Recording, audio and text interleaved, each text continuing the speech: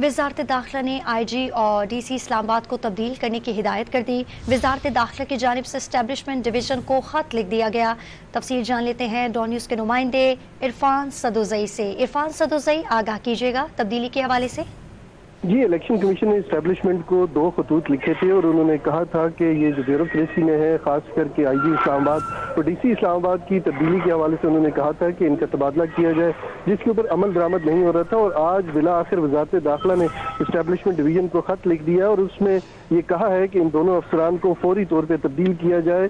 और खत में इलेक्शन कमीशन के जो अहकामात हैं उनका भी रेफरेंस दिया गया है। तो आज बाकायदा तौर पर इन दोनों अफसरान का तबादला हो गया है, चूँकि इलेक्शन से पहले ये एक रूटीन मैटर था कि जितनी भी ब्यूरोक्रेसी है उसको तब्दील करना मकसूद था इलेक्शन कमीशन का, ताकि साफ और शफाफ इंतखाबात हों। और इन दोनों अफसरान की जो तब्दीली है ये भी उसी सिलसिले की कड़ी है। जी, बहुत शुक्रिया तफसीलात देने के लिए इरफान सदोज़ई आपका।